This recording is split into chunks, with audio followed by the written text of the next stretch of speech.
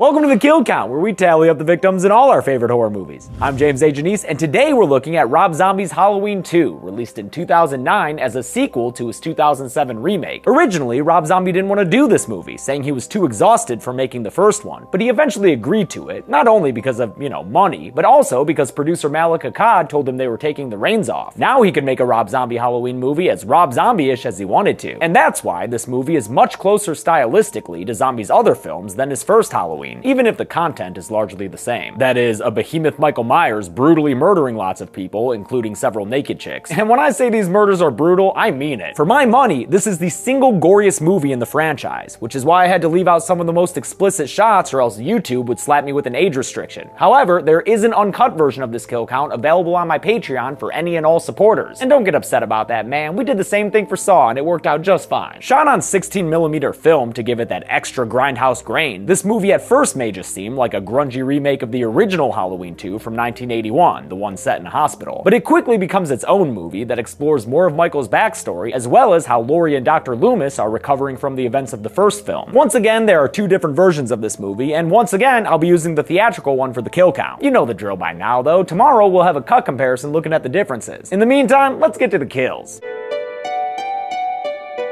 The movie begins at the Smiths Grove Santatarium. Get it? Santa? Because it's Christmas time? Deborah Myers is here to give a white horse statue or something to her son Michael, now played by a different grungy little kid. Original actor Dave Fairch had just gotten too big since they made the first movie. Not in like a famous kind of way, he was just like really tall. Michael tells her about a dream he had where Deborah was dressed all in white. Like a ghost. Like a really beautiful ghost. And in that ghostly dream, she had a white horse that looked just like this toy. Hope all that sounds super interesting to you, because we'll be coming back to it a lot. After that cold open, we're 15 years later again, picking up immediately after the ending of the first movie. Scout Taylor Strode is walking through the streets, covered in blood and carrying a gun, until Sheriff Brackett is able to catch up with her and try to calm her down. She's taken to a hospital, where she very fearfully asks if she's gonna make it. Am I gonna die? Am I gonna die? Am I gonna die? Damn, that's intense. Looks like she's not gonna die, but in order to save her, the doctors, led by Caroline Williams, are gonna have to perform a whole bevy of medi stuff, which is of course all done in real graphic close-ups. Meanwhile, Sheriff Brackett is cleaning up the crime scene, which includes getting the still-living Loomis into an ambulance and taking care of the corpses. When it comes to Michael, they strap him to a gurney and put him in a van that's driven by coroners Alan Hooks and Gary Scott. Looks like Gary graduated from the Axel Academy of Coroner Creepery. You gotta look at the naked chick. She still look good to me. Nice old titties are hanging out. Huh? Ah, what the? There's always one, you know? What's the difference between jam and jelly? What? You can't jelly your cock up with that girl's ass. Or I guess two, if we're in a Rob Zombie movie. We need these two dudes to die, and since Michael's still passed out, it's gonna take some bovine intervention. Holy cow, what a crash! It fucks the van up good and kills Hooks in the process, and the movie milks his death for all it's worth. That is one crushed effing skull, dude. Gary is also seriously messed up from the crash. In fact, it seems to have knocked his entire vocabulary unconscious, except for a single word. Fuck! Fuck! Fuck! Fuck! Fuck! He's gonna fuck some more after he finds out Michael frickin' Myers lived through that cow crash just fine. Still wearing his mask, he grabs a piece of glass from the wreckage and calmly walks over to the passenger seat of the van, where he uses it to not only slit Gary's throat, but actually saw his head off entirely. If you didn't believe me about this being the goriest Halloween, it's not my fault. I tried to give you a heads up. But Michael loses interest in this noggin when he sees a vision of a white horse and his dead mom standing in the middle of the road. All these dreams and visions of white ponies? Maybe Michael's just a huge Deftones fan. In the hospital, Laurie gets herself out of bed and finds Annie on life support in another room. She wants to stay with her stitched up friend, but Nurse Daniels, played by Academy Award winner Octavia Spencer, insists that she go back to her own room for rest. Nurse Daniels is called away on the PA, but she doesn't stay a hidden figure for long. She reappears shortly with a real nasty looking face slash that could only have been done by the Shape of Slaughter. Laurie gets the hell out of there as Michael comes around the corner, and he's not here to give Nurse Daniels the help. Instead, he slowly walks over to her and kills her in a brutal manner by aggressively stabbing her in the back at least 10 times. Damn, dude, I don't think she's gonna be able to get on up after that one. As Laurie tries to escape, she comes across another kill to add to the count. This nurse lady, I think, who's missing her eyeballs and whose body is doubling as an obstacle to slow Laurie down. She's able to get around her all right, though. So, you know what? Next time, try a little harder with your body barriers, Mikey. We're in the midst of a standard Halloween chase scene now, complete with recreated shots from the original Halloween 2, until Laurie winds up outside and Michael winds up with with a free axe for the taking. Smashy smashy! Laurie makes her way through the rain to a little security booth that she gets inside of and hides in, as Michael comes outside to get drenched in the downpour as well. God, he's gotta smell something awful by now. This smelly mountain man gets another victim for the taking when Buddy the Night Watchman shows up, played by swamp tour enthusiast Richard Ryle. He finds Laurie and tells her everything is going to be okay, but I wouldn't jump to conclusions like that, bud, because after he pulls the car up to the booth, Michael appears and hacks him in the back. Damn it, Michael, I know his job seemed a little unnecessary, but he had people skills. He was good at dealing with people. What the hell is wrong with you, Michael? It doesn't take long for Michael to huff and puff and axe this booth down so he can get to Laurie, but when he gets inside and goes for an overhead swing on her, she wakes up screaming in bed? Wait, what? How much of that was just a dream? Probably just the hospital scene, though I'ma still count those kills because they were real enough for Laurie, who 1 year later is still having to remind herself that she's safe now. He's fucking dead. Should we tell her now or wait? Wait? Yeah, let's wait. Nowadays, Laurie is living with the Brackens, which is great since it's an excuse to have more Danielle Harris and Brad Dourif. Their extra screen time in this sequel is definitely one of the movie's highlights. Laurie's emotional recovery from the previous year is helped along by her therapist Barbara Collier, played by kill count veteran and all-around kick-ass lady Margot Kidder, rest in peace. Laurie's also trying to get by with a little help from her friends. New friends, since, you know, a lot of her old ones were murdered. These new future victims work at a music store with Laurie. There's caring and considerate Maya and raunchy party girl Harley. They're three great friends. See how they rock? Speaking of rock, let's meet back up with Dr. Sam Loomis, who at this point is acting like a rock star with a no brown M&M's rider. Well, I'm not going in there until you go get me a cup of PG Tips with a splash of milk, and I want it sizzling hot. He gives a lecture to promote his new book about the events in the previous film, but after he gets a cue asking if Michael Myers might still be alive, he explodes in a fit of rage, swearing that it's impossible, even though some scenes intercut with this show that Mountain Man Myers is indeed still alive, and walking through a, field right now? Oh fuck, we're back to that ghost mom shit? Come on! What are we doing here? Michael, Halloween is coming. You have to get ready.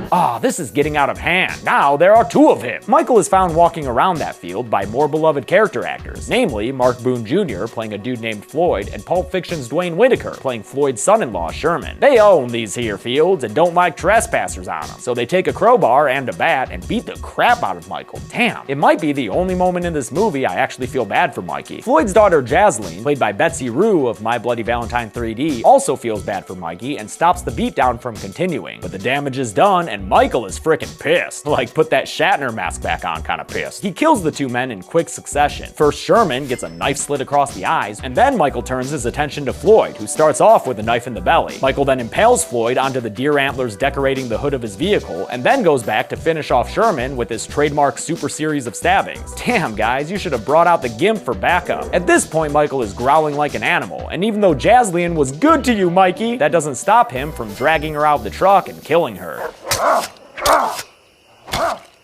Wow, Michael, are you out of shape? Because that was a grunt, a deep inhalation of oxygen to aid in the stretching of muscles. I know what that sound signifies. There's also a dog in the truck, but thankfully, the movie cuts away before we see what happens to it. Just kidding, Michael murders that poor pup, but I'll be nice and not show you the part where he stabs and then eats it. Yeah, Michael eats that dog, but don't act so surprised, he's been doing that shit since the first movie. What is that? It's a dog. He got hungry.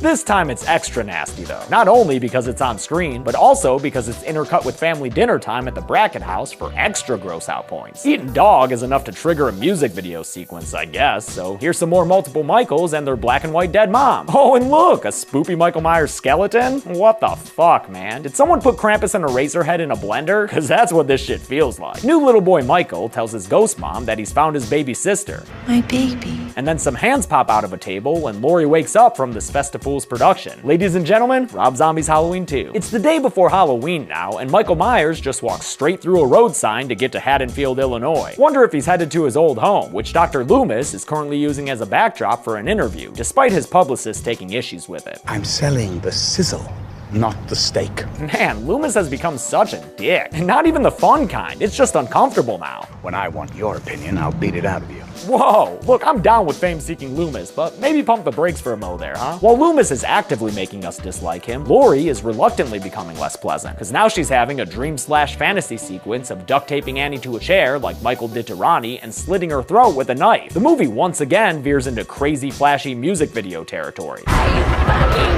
dead? that ends with a Saw-looking fast-speed shot of Laurie in a coffin. For anyone who wanted Rob Zombie's Halloween to have more of his style in it, here you go. Are you happy now? At Rabbit in Red, the strip joint that once showcased Deborah Myers' talents, owner Big Lou has dancer Misty Dawn grind against his lap as he tells his hapless employee Howard to take out the trash. After recklessly flipping a cigarette near that gas tank, what the fuck, man? Howard goes to the dumpster where Michael Myers steps out and silently confronts him. Howard tries to act tough, but come on, dude, you're looking at the human form of Chernabog. What you about to do here? Get fucking chokeslammed, apparently, which knocks his ass down so Michael can kill him by just stomping the shit out of his skull. Back inside, Lou is getting ready to bang Misty Dawn while dressed as Frankenstein's monster. Kitty's good, that's good. But the role-playing quickly ends after Michael walks into the office. Although Big Lou gets out a small gun, it doesn't deter Michael from walking up and landing another chokeslam. Misty flees the room as Lou gets a severe beatdown from Michael. He stumbles out of his office with a broken arm, and after bouncing around the walls a little bit, Michael bashes his head once more and he collapses to the undoubtedly filthy floor to die. Misty's by herself now, and you can call me an SJW if you want to be a dick about it, but I'm sick of Rob Zombie's Michael Myers murdering completely nude ladies all the time. It's gratuitous, it usually sucks for the actress, and it gives me a ton more work to do since I've got to censor all the naughty bits. But naked Misty is killed by repeated head slams into a mirror that leaves her a naked corpse. Great, let's get to Halloween already. On the big day in Haddonfield, Brackett reads through Loomis's book and gets real pissed about some of the prose. Geez, sorry if it's not Shakespeare, Brackett. He's actually pissed because Loomis chose to reveal the big Myers sibling secret in his latest book, The Devil Walks Among Us, which is fixing to be a big hit, judging by that line wrapped around the corner. Loomis is having a blast at the book signing until he gets an angry patron in the form of Mr. Vanderklot, the father of Linda, who was killed in the last movie. Remember her? She was the naked chick Michael killed. No, not the first one,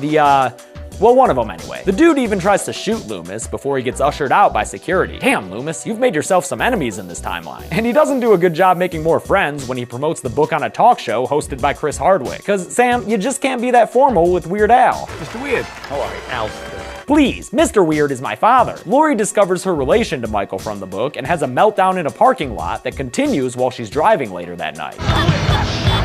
She heads over to Maya's house because, oh yeah, she's a character we kind of met before, and does a very poor job explaining the situation. I don't mean you understand what the fuck I'm saying. No, I do not. But she clarifies for her friends that she's Angel Myers, Michael's baby sister, and that it's all in Loomis's book for everyone to see. In response, Laurie's looking to get fucked up and be a woo girl all night. And although Maya thinks that Laurie just needs a mellow night in, Laurie gets Haley on her side, and the two of them convince Maya to join them for their Rocky Horror costumes at this bitchin' Halloween party. Looks like a great time, full of festive drinks and creepy clowns and more naked ladies. What a shocker. At least that psychobilly music's pretty dope. Frank and Harley leaves the party with a Wolfman and goes to a shaggin' wagon, so you know these two ain't long for this world. Damn, this dude's gonna try to bang Harley with his mask still on? Wolfman's got nards. Before they round another base, he steps outside to pee, and while he's out there, Michael attacks him and kills him with a single stab to the back. Pretty uncharacteristic of this Michael to not follow that stab up with like a dozen more, but I guess he sees the runtime and realizes he's gotta get a move on here. He busts through the band to keep things going, then grabs Harley and chokes her to death, squeezing the life out of her as the scene intercuts with her oblivious friends dancing. They've got a rose-tinted world right now, but sadly, Harley's not safe from the trouble and pain. Laurie ends up so drunk that she loses track of Maya as well, in yet another stylized sequence that turns into a Sherry Moon zombie music video again. Dead Deborah tells Laurie that it's almost time for her to come home, and then she gets attacked by Michael. But it turns out she was just having a freak out next to a big ol' stuffed bear. Maya finds Laurie doing the Urson grind and yanks her out of the party to head back home. Meanwhile, at the Brackett home, Annie gets a call from her dad checking in on her because, you know, he loves her. Loves her so much, he's also sent a deputy there to watch over the house. But this dude, Deputy Neal, is killed pretty quickly by Michael Myers when he comes from behind a tree with a, pipe thing? He kills the cop with a neck snap off screen, but don't worry, we see the result of the kill later on in a close-up. Like Rob Zombie would have a non-graphic kill in this movie. Get on out of here. The vulnerable Annie is now getting ready for bed as, what, Michael's ghost mom watches her? How does that make sense? Maybe it's because Michael's there in the house already. Man, Danielle Harris's Annie doesn't deserve to get brutalized again. She just went through that shit in the last movie. But after she sees Michael standing behind her and tries to run away in slow motion, that's exactly what happens to her. Although surprisingly, it's done off screen in audio-only form, her screams playing out over shots of Maya and Laurie pulling up to the house. After they get inside and head upstairs, the two of them find the results of Michael's attack and open the bathroom door to discover Annie's very bloody body on the floor. As Laurie tends to her dying friend, Maya rushes downstairs to call the police, but after she steps out onto the porch to get the address, Michael yanks her back inside and slams her onto a table so he can kill her. He does so with the usual, a series of vicious angry knife stabs to the torso. I'll go ahead and say it, this is the scariest Michael Myers of all time. At the police station, Sheriff Brackett is informed that they just received a call from his house, and unfortunately, it's gonna be too late for him to get back there, because as Laurie holds her in her arms and begs her to hang on, Annie dies from the wounds Michael gave her in the attack. This character had a lot of emotional weight in the Rob Zombie films, thanks in large part to Danielle Harris, and her death is one of the best parts of this movie because it's portrayed in such a seriously sad way. Props for that to everyone involved. Michael ruins the moment by slamming his way through one of the bathroom doors, so Laurie escapes out another door and manages to make her way outside to kick off, you fucking guessed it, another Halloween chase scene. While she and Michael run off into the light, Sheriff Brackett gets home and finds his daughter's body. It's a sad scene here, but the director's cut version is a lot more raw and powerful. You'll see in the cut comparison. After Laurie makes her way out to a road and successfully flags down a dude driving by, he puts her inside his car only to get attacked by Michael and slam through his own windshield. Michael then heave-hoes the car up onto its side and flips it straight the hell over, goddamn, sending it down into a ditch. And if the driver wasn't dead from all that, he definitely perishes in the ensuing fire. Like, for sure, there's an explosion and everything. But Laurie was saved from that fire by Michael, who carries her into a random shack with his ghost mom and ghost younger self. But maybe they're not ghosts? Because Laurie sees them too and is literally talking to them.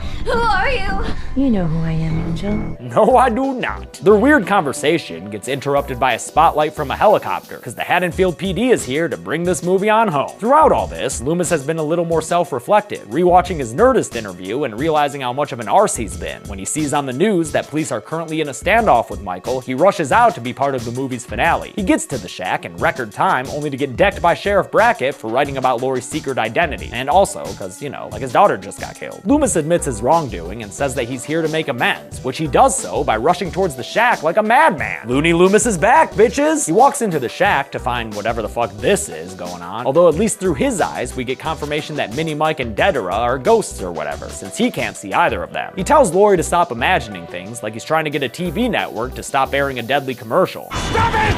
Stop! Stop! Stop! Stop! Stop! Instead of stopping though, Michael attacks Loomis and straight up slashes the shit out of him. In fact, this is the end of Michael's ancient keeper. With a whole bunch of stabs, he murders Dr. Loomis once and for all, and murders him fucking good, dude. Is that some brain I see there? Yo, dog, that's some brain right there. Sheriff Brackett sees Michael through his rifle scope and takes the shot, and a few more shots send Michael stumbling back, where he falls onto some farm equipment that goes straight through his back and out the front. Take that, slayer of kitty cats, eater of dogs. In the quiet that follows, Laurie approaches Michael and tells him he's an asshole. I love you, brother. Wait, what? You love him? And Michael doesn't even care. He's still trying to kill your ass with his last breaths. But he doesn't have the strength to do it, and instead, Laurie takes the knife from his hands and returns the favor, stabbing him in the chest a ton of times while yelling, die, die, die, like so many horror heroes and heroines do when they're driven to murderous madness. With that, the Rob Zombie Michael Myers is dead. And that's a wrap on Tyler, everybody. Give him a hand. As Brackett watches from the police line, Laurie steps out of the shack wearing the Michael Myers mask, which is probably somebody's fetish somewhere. Oh, actually it's Steve's from the first movie.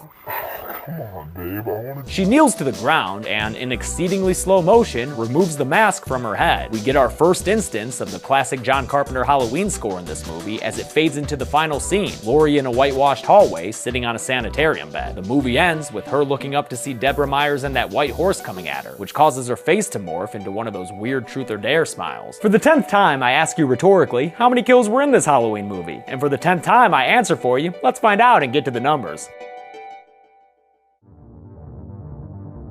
19 people died in Rob Zombie's Halloween 2, and the victims consisted of 12 men and 7 women. Oh, also, he ate a dog. Ain't no pie wedge for that shit, though. With a runtime of 115 minutes, we wound up with a kill on average just about every 6 minutes. I'll give the golden chainsaw for coolest kill to Gary Scott, who got his head sawed off with a piece of glass. I love a good decapitation, and this one is pretty brutal. Dull machete for lamest kill will go to Deputy Andy Neal, who got attacked out of nowhere by Michael and had his neck snapped. Where'd Mike even come from there? And that's it. Rob Zombie's Halloween 2 came out in 2009, and for 9 years it was the final Halloween movie. That just changed with the 2018 Halloween out in theaters now. You can click up there for my in-depth review of it, and it'll join this series after it comes out on Blu-ray. But until then, I'm James A. Janice.